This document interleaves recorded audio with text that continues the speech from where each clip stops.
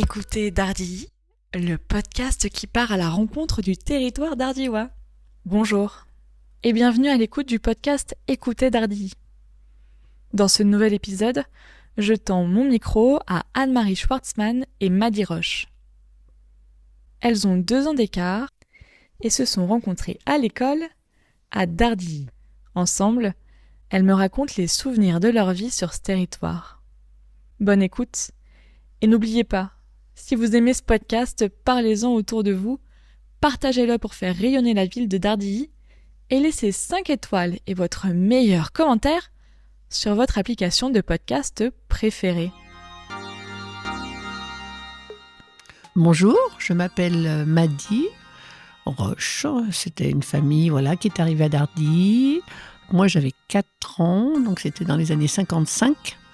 Il n'y avait pas d'école maternelle à mon grand plaisir, parce qu'à Lyon, j'avais une école maternelle, je pleurais tout le temps. Et c'est mon frère, il disait, je lui tiens la main, comme il était plus grand que moi, il ne voulait plus aller à l'école, parce que moi, je ne voulais plus y aller, à Lyon. Mais lui, quand arrivé à Dardilly, il était obligé d'y aller, parce qu'il était plus grand. Donc j'habitais le Paillet, un petit cocon de 4-5 maisons, on était très très proches avec nos voisins. Style quand il y a eu la télévision, une famille avait la télé, et on allait voir tous ensemble la piste aux étoiles vers cette famille, donc c'était très cocooning.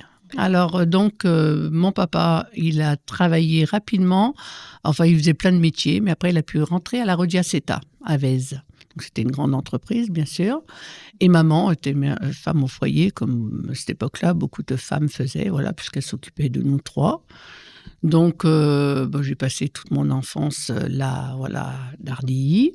Et après, moi, je me suis mariée à l'âge de 19 ans. Et je suis partie très loin, à Saint-Raphaël.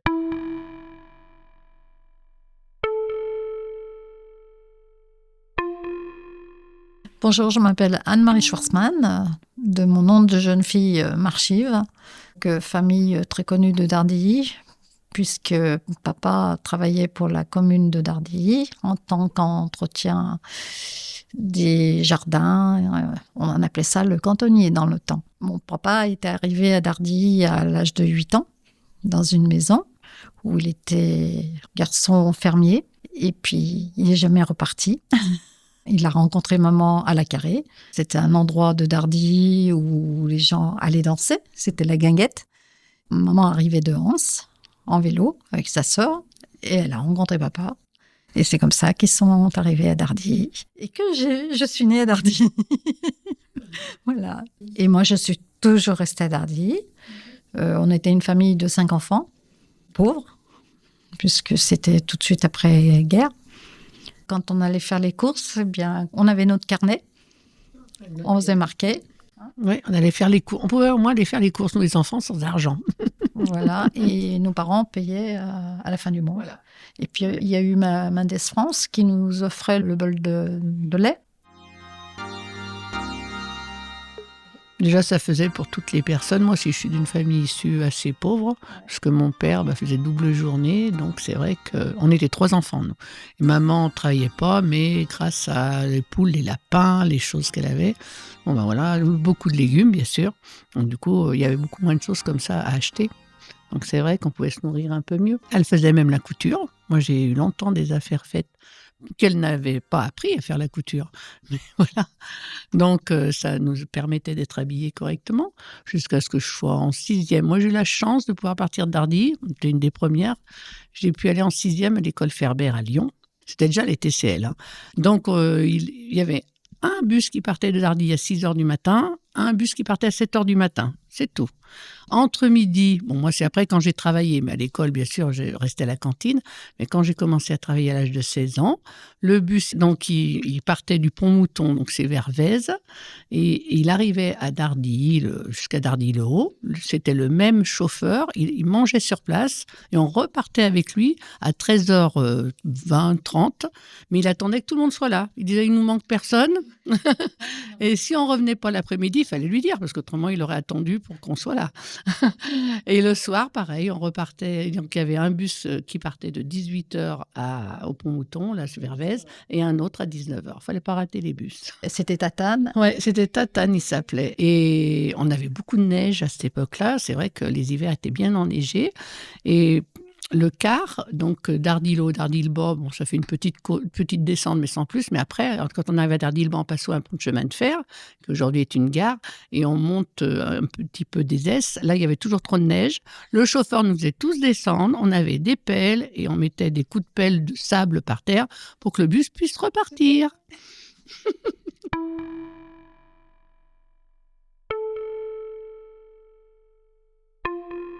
Et alors, votre mari, vous l'avez rencontré où ? À Dardilly, on avait une maison d'enfants, le Rucher, qui existe encore à Dardilly. Et lui, il n'a pas eu de chance. Son père est décédé, il avait 9 ans. Il a été placé et une maman qui ne s'est pas occupée de lui. Donc, il s'est retrouvé seul. Voilà. Alors qu'il était 7 frères et sœurs. Mais à cette époque-là, la DAS, on éloignait tous les frères et sœurs le plus loin possible. Un au Mans, enfin, le plus loin, pas aucun enfant, aucun frère et sœur avec lui. Et moi, je l'ai rencontré au catéchisme chez Madame Romani. Parce que Madame Romani dit à ma maman, il y a un petit nouveau qui vient d'arriver donc au Rucher, il s'appelle Alain. Alors lui, il avait 2 ans de plus que moi, mais lui, il avait 1 an de retard sur le caté. Et moi, j'avais 1 an d'avance parce que mes parents voulaient qu'on fasse ensemble avec mon frère aîné. Maintenant, on dit une profession de foi, mais à cette époque-là, c'était notre communion solennelle. Et donc, moi, je l'ai fait avec mon futur mari, ma communion. Et après, j'ai commencé à sortir avec lui, je devais avoir 16 ans, 17 ans. Et je me suis mariée à Dardilly à l'âge de 19 ans. Et je suis partie vivre dans le Midi. J'ai eu mon premier enfant là-bas, toute seule, comme une grande. J'avais 20 ans. Puis après, il est revenu sur Lyon. Je me suis mariée à 19 ans aussi, il faut le dire. C'est qu'à cette époque-là, on donnait l'argent à nos parents quand on travaillait.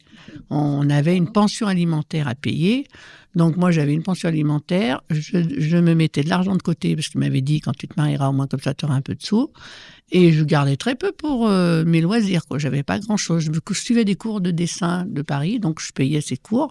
Et moi, c'est pareil, ce garçon que j'ai connu, qui était un enfant du Rucher, donc qui était un enfant de la DAS, les gens de Dardilly, ils étaient contre. Ils disaient à mes parents, mais vous le connaissez pas, sa famille, vous connaissez pas, qu'est-ce que vous laissez votre fille aller avec? Quand je suis partie, il faut quand même juste un petit parenthèse, je me suis mariée un 19 décembre 70 et j'ai mon premier fils qui est né le 30 décembre 71. J'ai dit à ma maman, tu le cries bien sur tous les toits de Dardilly, que j'ai mis 1 an pour faire un bébé parce que d'après Dardilly, comme je me mariais d'un seul coup vite fait à 19 ans, j'étais enceinte et je partais très loin pour éviter qu'on voit que je sois enceinte. Et vous, Anne-Marie ? Mais moi, ça n'a pas été facile. Hein. Ah oui. Oui, parce que j'avais été le chercher un peu trop loin. Ah oui. Puis qu'il avait un nom à consonance allemande. Ah oui. Mon papa, il n'était pas content du tout. Et vous, Anne-Marie, vous l'avez rencontré où, votre mari ? Dans le bus. C'est vrai. Vous êtes rencontrés dans le bus ? Oui, oui, tout à fait. Parce que lui, il cherchait du travail. Et Monsieur Treverio, qui avait une entreprise de peinture, eh bien, il a été embauché par lui et il avait un logement aussi chez ce monsieur. Et dans le bus, c'était marrant parce que le soir, le dernier bus, il était toujours là et il finissait beaucoup plus tôt. Et c'est comme ça qu'on a... Et ben voilà, la vie, ça s'est fait comme ça. Et par contre, papa, dans le temps, il a été questionner son patron, savoir qui il était, d'où il venait. Donc oui, j'ai été chercher quelqu'un qui habitait le Jura, qui était atterri à Dardilly aussi parce qu'il cherchait du travail. Okay. Et après, je suis venue ici à Dardilly-le-Bas, par contre. Vous avez vécu toute votre vie à Dardilly ? Je suis née à Dardilly, montée du Barriot.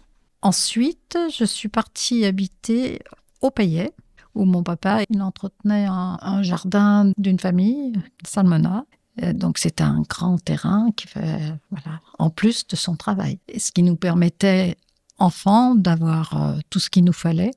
Légumes, fruits, les poules, les lapins. On élevait même un cochon. Et mes parents, je me souviens qu'ils partageaient, par contre, c'était pas entièrement pour eux. Ils partageaient avec cette personne chez qui on logeait, puisque c'était logement gratuit, mais à condition de rendre des services. Et c'est là, on n'est pas resté très longtemps ici, 3 ans. 3 ans au Payet. Après, on est parti, justement, chemin du manoir, par Songe, où là, j'ai vécu beaucoup de choses. Le déménagement qui a été un peu dur parce que même si on changeait de quartier, c'était quand même difficile. J'avais eu des tas de copains avec qui je jouais bien et d'un seul coup, il a fallu partir dans un autre quartier parce qu'il faut bien dire que Dardilly, avant, on était vraiment des quartiers. C'est vrai.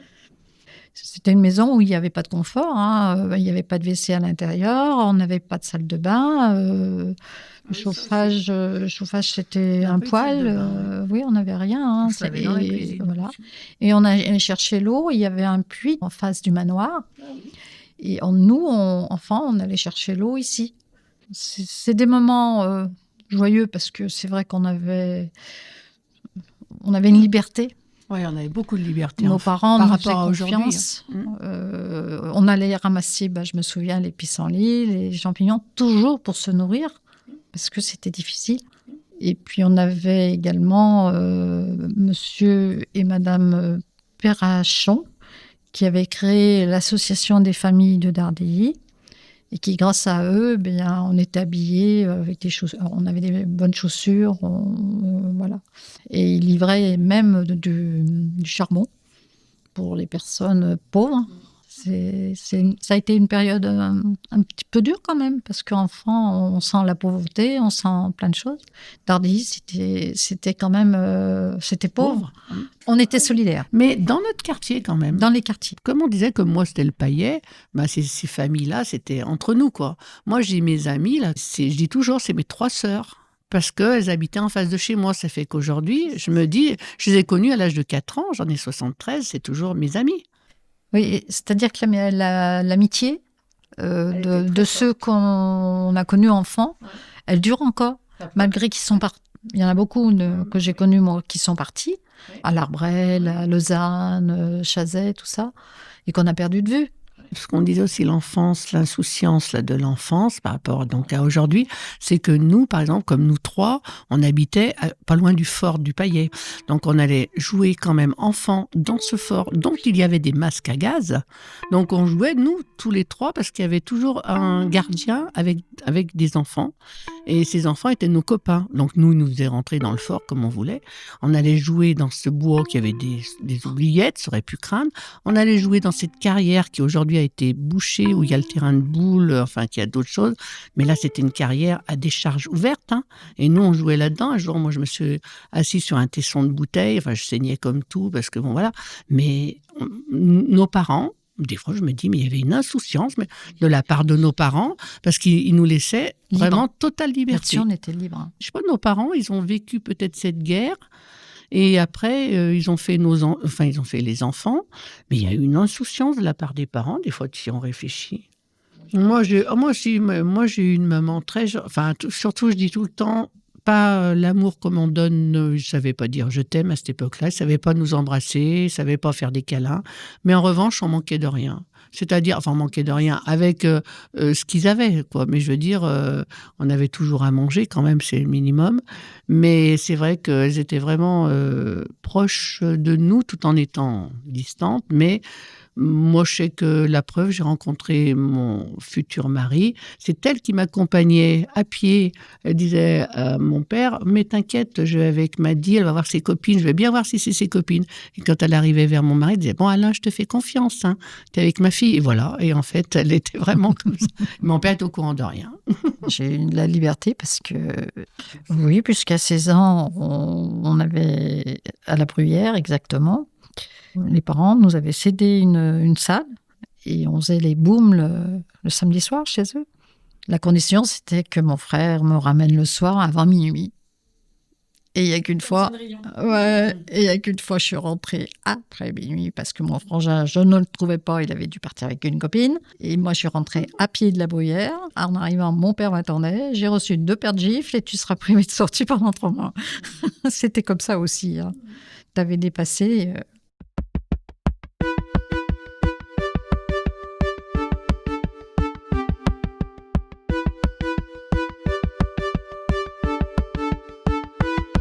Écoutez Dardilly, le podcast qui part à la rencontre du territoire d'Ardillois. Écoutez, Dardilly, c'est terminé pour aujourd'hui. Merci beaucoup à Anne-Marie Schwartzmann et Maddy Roche d'avoir participé à cet épisode. Si vous aimez ces récits de territoire, parlez-en autour de vous et pour ne rien manquer, abonnez-vous sur votre chaîne de podcast préférée. À très vite, à l'écoute du territoire d'Ardillois.